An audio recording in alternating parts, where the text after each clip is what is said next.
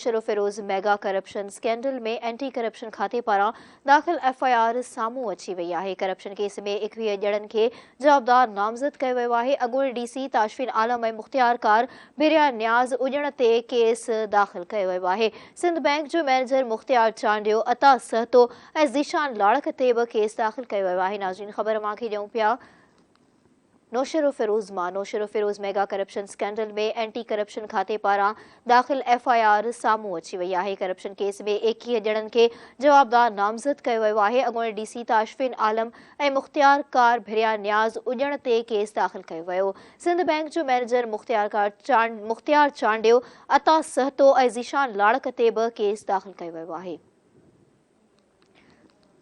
नाज़रीन, ख़बर वाक़े ॾियूं पिया Naushahro Firoz mega corruption scandal में एंटी करप्शन खाते पारां दाख़िल FIR साम्हूं अची वई आहे।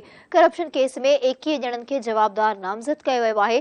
अॻूणे DC ताशफिन आलम ऐं मुख़्तियार कार बिरिया न्याज़ उजण ते केस दाख़िल कयो वियो आहे। सिंध बैंक जो मैनेजर मुख़्तियार चांडियो, अता सहतो ऐं ज़ीशान लाड़क ते बि केस दाख़िल कयो वियो आहे।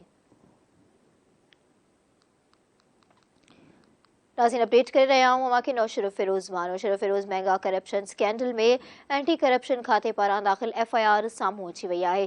करप्शन केस में 21 ॼणनि खे जवाबदार नामज़द कयो वियो आहे। अॻूणे DC ताशफिन आलम ऐं मुख़्तियार कार बिरिया न्याज़ उजण ते केस दाख़िल कयो वियो आहे। सिंध बैंक जो मैनेजर मुख़्तियार चांडियो, अता सहतो ऐं ज़ीशान लाड़क ते बि केस दाख़िल कयो वियो आहे।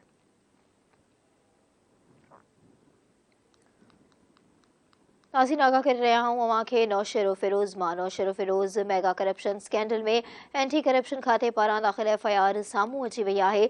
करप्शन केस में 21 ॼणनि खे जवाबदार नामज़द कयो वियो आहे। अॻूणे DC ताशफिन आलम ऐं मुख़्तियार कार बिरिया न्याज़ उजण ते केस दाख़िल कयो वियो आहे।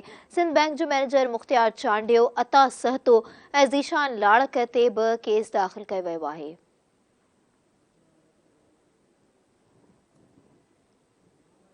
इन जा वधीक तफ़सील वठंदासीं। टेलीफोन लाइन ते मौजूद आहे धरती न्यूज़ रिपोर्टर इमाम बख्श मशहूरी। जी इमाम बख्श, छा अपडेट्स आहिनि अव्हां वटि?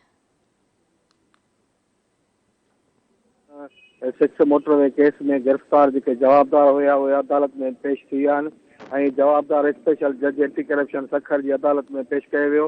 केस जे फरियादी सर्कल ऑफिसर 14 ॾींहनि जी रिमांड जी दरख़्वास्त ॾिनी, लेकिन अदालत एंटी करप्शन खे सिर्फ़ु 3 ॾींहनि जो जिस्मानी रिमांड ॾिनो ऐं जवाबदार मुख़्तियार कार शफ़ीक सुमरो, तपेदार गुलाम हुसैन हक़ानी, अज़ीज़ अंसारी, रुस्तम खोसो ऐं आफ्ताब सुमरो जो रिमांड वरितो वियो।